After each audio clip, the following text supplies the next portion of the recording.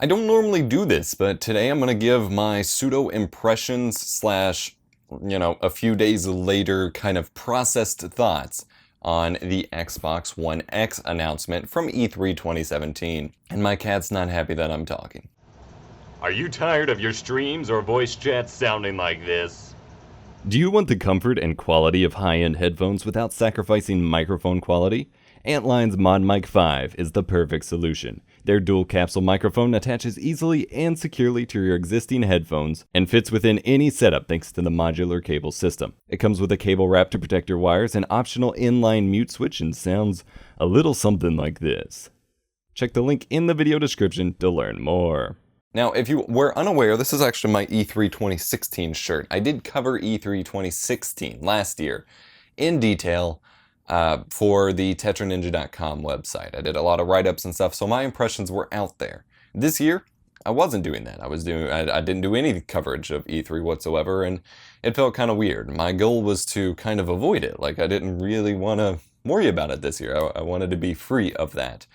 And then it turned out that I obsessed over it and looked at every little detail and watched the Microsoft and Sony press conferences anyway. So and then I talked on Twitter during the Xbox and PlayStation press conferences, and I had some kind of current controversial opinions, but some opinions that I've actually kind of flipped on. So I'm going to talk about that here today. I've got my notes. We're going to have a guest spot from Legundo, who's actually on the E3 show floor, and we're just going to see where this goes. So if you're unaware, the Xbox One X is what Project Scorpio turned out to be, and it will release on November 7th, and the current verbally announced price is $499 US.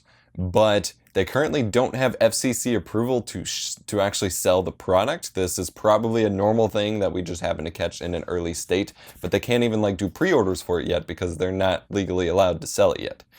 So that's interesting, and the price theoretically could change because it always can change. But yes, instead of Project Scorpio, it's called the Xbox One X, which is the most ridiculous and stupid name in the world. And this is a dumb thing to focus on, but at the same time, this is what confuses people all the time. And I think part of that might have come from the fact that Scorpio starts with S, and so that was already confusing to be the Xbox One Scorpio or the Xbox One S. Kind of weird.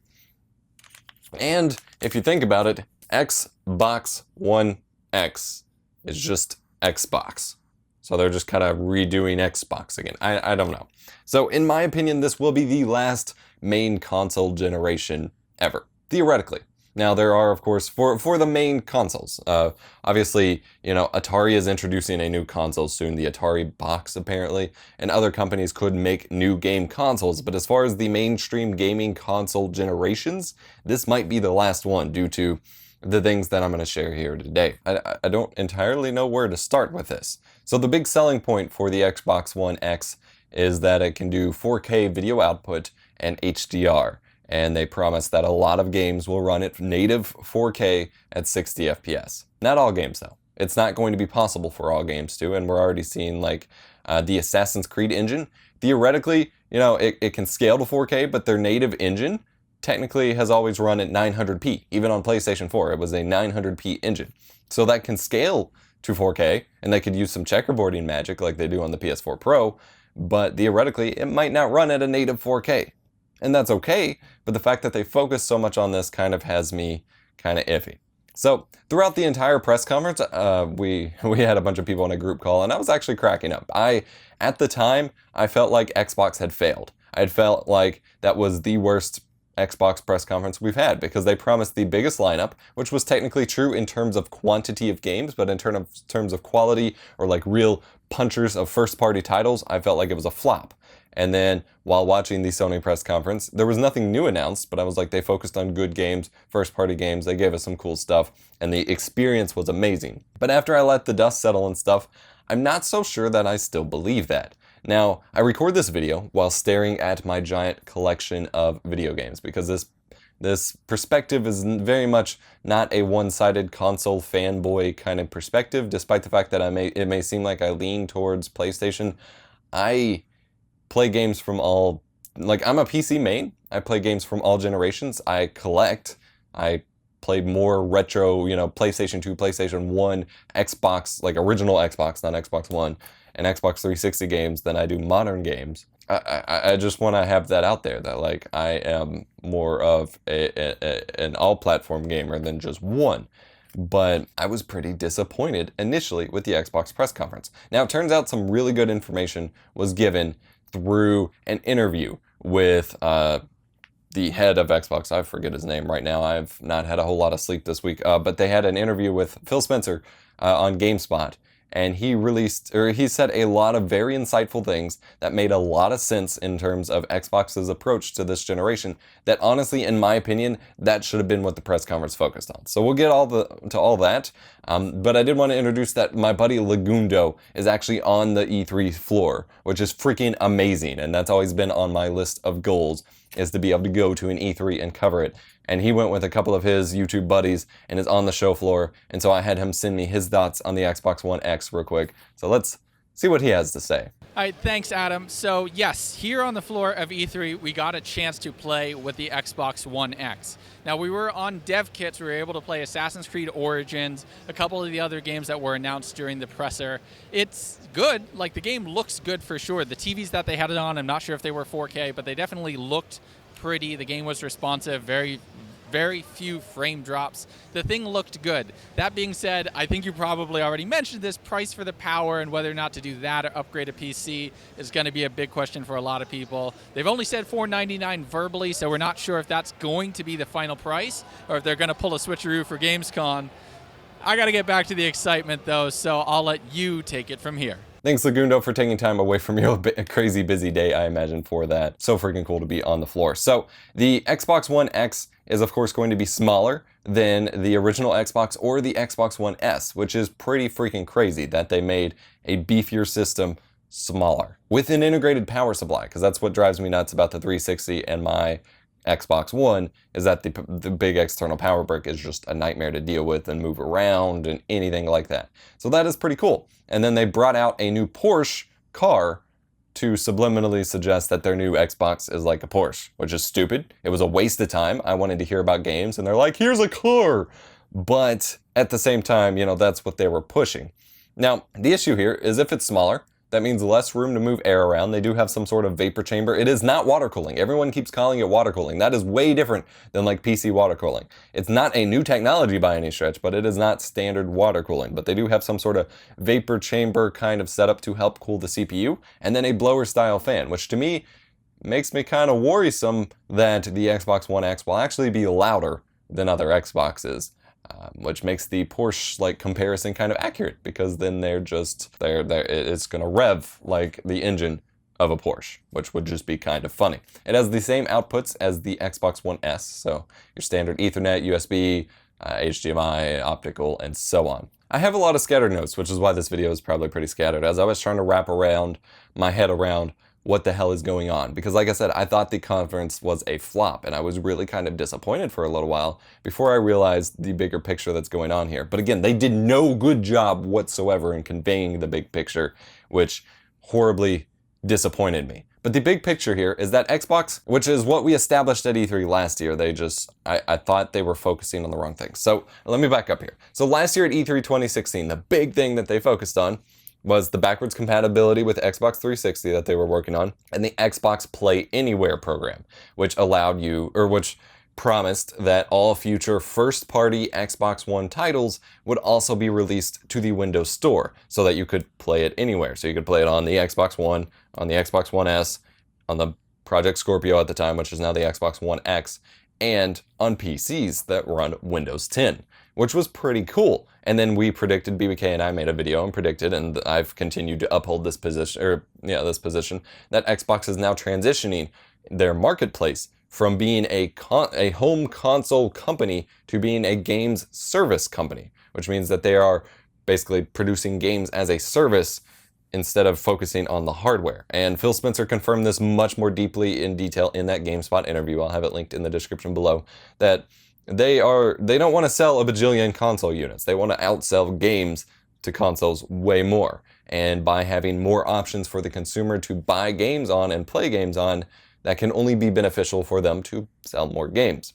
The issue is very few of the games that they announced are really all that Xbox exclusive. Even with the Play Anywhere program aside, because it was mostly third party, which will at least eventually release on PlayStation. It'll obviously be on PC, but it would have been on PC and PlayStation anyway, regardless of all this. And so they had Forza, which, okay, that it seems pretty cool. A funny note is that the PC version actually supports PlayStation controllers, which is good. Like, that's good, but it was funny. And then they had Ori and the Blind Forest 2, I think, was originally Xbox and PC exclusive. So that was like it in terms of what is truly Xbox exclusive, and the rest will either launched first on Xbox and then will just launch later on PlayStation, or were PC ports of like indie games and stuff. Like PlayerUnknown's Battlegrounds. Yeah, it's a popular game. It's a buggy, very hard to run on PC game that you're promising is going to run at 4K on Xbox. Not so much. And again, it's a PC port, and they had a lot of those. It was console launch exclusive. And then Phil Spencer had to try to defend that language and be like, well, if it's going to launch on Xbox first in terms of consoles, but it's already on PC, how do you language that? Well, how about you just announce your games or show the trailers without prefacing literally every single trailer with world premiere, Xbox and Windows exclusive, console launch exclusive. That got so freaking annoying, and it meant nothing. Like, it was all pure marketing BS, whereas Sony was just like, here's a game. This is already on PC, but it's coming to PS4. Here's a game. Here's game. They didn't preface with all this stuff, so you don't need that language. That is bull. That was complete bull. But the big market shift here is that they are creating a platform. They've created the Xbox platform that involves more than just a console. It is a marketplace for games. It is a hub for playing your video games. And the new launch, or the new announcement for the original Xbox backwards compatibility plays a role in that. In that you buy an Xbox One family product, Xbox One, Xbox One S, Xbox One X, any of those, and you can play pretty much anything from the new Xbox ecosystem to a degree, which is kind of neat, and it gives a lot more options. And like I said, this is what Phil Spencer talked about during the interview that very few people saw compared to the E3 conference, which reached the mainstream market. And this is what I have a problem with, because they spent the vast majority, well, like the big first chunk of their mainstream worldwide broadcast E3 press conference saying, hey, we've got a new Xbox. You should buy this new Xbox because it's so great for all these technical specifications that some of them don't even mean anything to me as a tech head and a hardware guy. Like, I'm just kind of looking at it like, that. So why would I care about that? And like, and this is what bugged me. If they could just be more transparent in their public things that everyone sees about what they're doing, I think it would make sense to a lot of people. And I actually went to GameStop yesterday, the day before recording this, the day after the Xbox press conference, and was listening to some of the employees talking, and they clearly didn't understand the point of the Xbox One X either. They're like, it's cool if you have 4K, but it's not the new Xbox. But yet they were selling it as the new Xbox, which is what confuses people, because by all means, the move away from buying a new console every few years as an upgrade, like the PlayStation 5, the Xbox 720 or whatever, like that transition, totally cool, like moving away from that. But no one understands that that's happening, and this is a pretty dramatic shift in the console market, and you have to be clear about explaining that, or people aren't going to understand, and then people aren't going to buy your box, so they're just going to be even more confused. 4K is still pretty niche. Like, it seems mainstream to us tech people focusing on it, but like, I don't even care about 4K gaming. Like, I have a 4K monitor, I game at 4K on PC for some games, but like, in terms of console games, like, that's not a priority for me. The fact that we skipped 1080p is still a problem for me, because that is still the mainstream hold, and that's only just now becoming like truly mainstream adopted is 1080p, and we skipped that. And this is what frustrates me, is we had the previous generation, the PS3 and the Xbox 360, promising high definition graphics and yada yada. And when we were transitioning from standard definition, it seemed amazing, or either there were people who didn't care. They were like, why do I need that? I'm still playing on my tube TV. I can't read text from your new consoles anymore. I'm going to stick with my PS2. But it seemed great. But then later in the years, we found out that they were never running games in HD. Like, most games were running at like 500p or like really low resolutions and upscaling. So they weren't producing like 720p or 1080p graphics. Then we get the Xbox One and the PS3 or the PS4, and they're struggling to run games at native 1080p. They're still running at 900p and things like that and dynamic resolutions. And now we're supposed to make the jump to 4K. And I feel like they never learned from their mistake here. and they're still causing that problem, which may be circumvented if they actually explain to people that they're no longer releasing like new full pivot consoles. All your old games aren't worth anything anymore. Just buy an upgrade when you feel like it. But they haven't explained that. So now it seems like they're just promising new targets that they can't hit, because the promise of 4K that they're delivering now in a few years won't look like the 4K that we come to expect when 4K is a little more mainstream. So Xbox, as I said last year, but I am more informed in saying so now, is transitioning to a platform where they want you to just be able to buy something Xbox and be a part of the family. The Xbox One X is supposed to be their premium model. It's supposed to be their, super high end, which they sort of conveyed with the whole Porsche thing, but they never really said, and never really said in a way that your average gamer would understand. They projected it as, this is our new Xbox. You should buy our new Xbox. Not, if you have money and want the biggest, latest, greatest things, buy our premium Xbox. They sold it as a new console, not as the premium model. And that is a problem for me. And the fact that it is their premium model, that it does cost so much, and they're not including an Xbox One Elite controller, does bother me. So again, with this, they did announce that there is going to be some original Xbox backwards compatibility. And I see people cheering everywhere. They're like, yay, I want to play this game. I want to play the original Battlefront games. I want to play, this, that, and the other. And most of those games are not going to work. So, and Phil Spencer actually said this during his interview with GameSpot, is that it's going to be a much smaller selection than the 360 backwards compatibility, and it's only going to be a few games because of licensing issues. Either the studios that made some of the original games no longer exist, so they can't get the licenses for it, or that they're not going to give them the licenses to make it backwards compatible. And examples of this will be Battlefront. Why would EA let people go out and buy and play the old Battlefronts on the console while they're still trying to sell the new Battlefronts? It's the same reason Nintendo always goes to ROM sites and gets rid of all of ROMs of their games when they're announcing new ones. Like all the Pokemon Game Boy ROMs just got wiped from the emulator sites because they just announced that Pokemon Gold and Silver are coming to the 3DS Virtual Console. Same kind of thing. They're not going to allow old games that compete with new games to be backwards compatible. So everyone being like, I have all these Xbox games, I can't wait to play on my Xbox One. You're not going to be able to. They launched with one game title because that's all they're for sure they can get working, and that's it. Now, it is a cool feature, and the fact that you can system link between original Xbox, Xbox 360, and Xbox One with they had the Crimson Skies running on a system link between original Xbox and Xbox One is pretty sweet. But the library will be very small. And this is at a time where I'm literally just now setting up my OG Xbox and getting that jailbroken and stuff tutorial coming soon. I'm just going to keep using that because most of the games aren't going to work. And they still haven't introduced Xbox 360 or original Xbox backwards compatibility over to Windows 10. I want to see that be a part of the Play Anywhere program, but we'll have to wait a little bit for that. Now, Hyperkin did partner with the original Xbox controller manufacturer, designer dude, and they're re-releasing the big-ass Duke controller with an OLED screen to display the original Xbox logo and everything as a USB controller for the Xbox One and Windows 10, which is going to be pretty sweet. I already sent them a review request, and I got a maybe if they have any left answer, but I will be buying one if nothing else. The Duke controller is one that not a lot of people liked because it was so big and kind of heavy.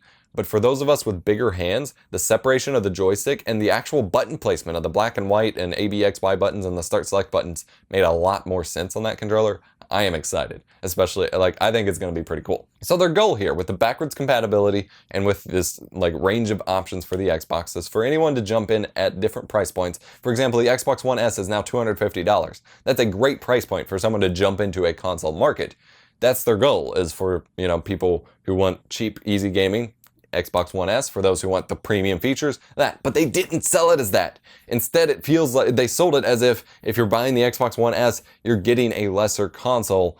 And that's going to confuse people. That's going to make them not interested because they don't want to buy into something that they're going to be outdated by, because a lot of people who don't collect or don't want to keep games around and stuff feel burned whenever they have a huge collection of games over 7 years and then have to ditch them all for the new console. So I don't know. I am very torn on this announcement. And as far as games, they had a lineup of 42 titles discussed or announced at their press conference, which they were super proud of. But I just sat there laughing because to me it was a bunch of indie games, which I'm appreciative of the indie game market, but they didn't appeal to me, most of them. Sea of Thieves didn't even appeal to me. They had one first-party game, a couple AAA games, and that was it. That was it. And the rest were PC ports or indie games or whatever. I didn't feel like the game announcements were worth it. And then options are good. And the fact that they're taking a position of they want to build a console only when they need to fit a specific market need. For example, Xbox One S fits the cheap need. Xbox One X fit the 4K niche market is kind of neat. But honestly, all this did was make sure that I'm comfortable buying a PS4 Pro. Because at some point, I'm going to want 4K gaming. There's some potential 4K capture cards coming out soon that I will have reviews of.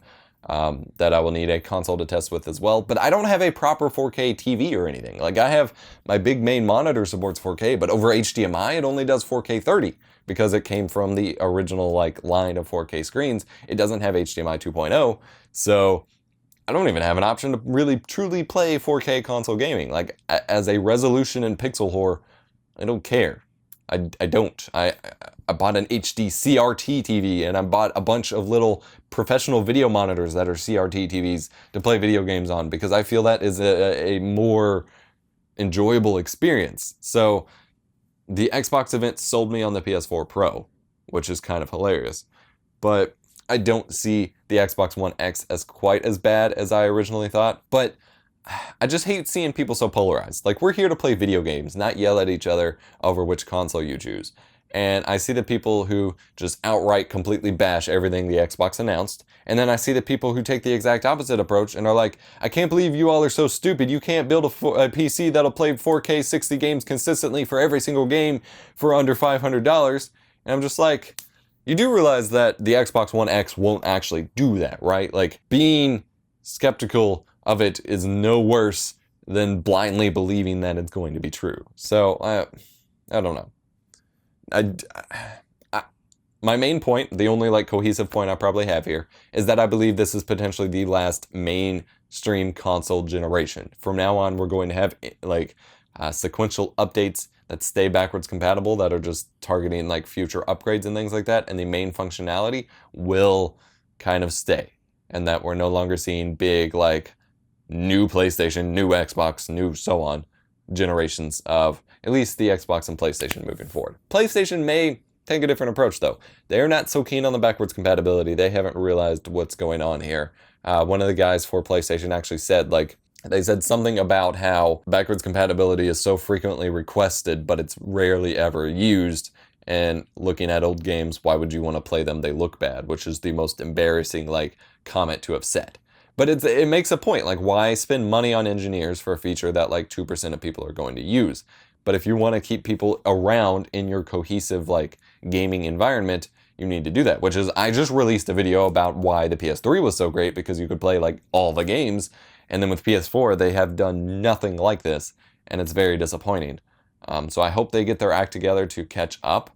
I still think that as far, I don't know. Yeah, blah, blah.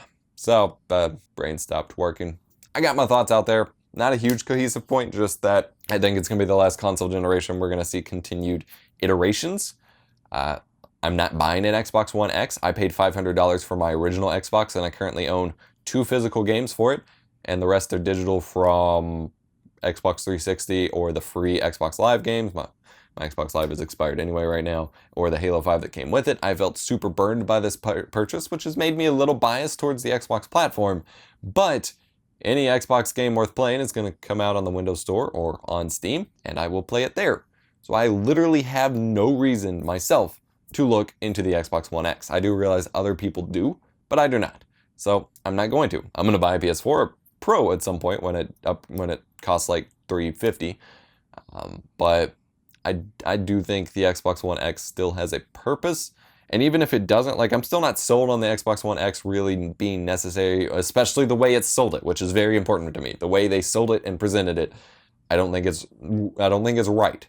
But the strengthening of the position that Xbox is taking, which I thought they were getting away from by pretending they had a new Xbox, they're still on the underside that they're not being clear about. They're still maintaining that position of being a platform instead of a console. I support. And so these are my thoughts. Let me know what you think in the comment section down below. Go ahead and subscribe to Legundo if you haven't already. Thank you to him for sharing his thoughts. I expected this to be a more cohesive video where his clip would slip right in and then I just kind of rambled. Let me know if you want to see more videos like this. I told the LifeX bulbs to do more colors, and instead they stuck with the blue and purple. I'm getting really pissed by the color wave feature of their app. I'm very frustrated. But let me know what you think about the set, all that jazz. I'll see you in the next one.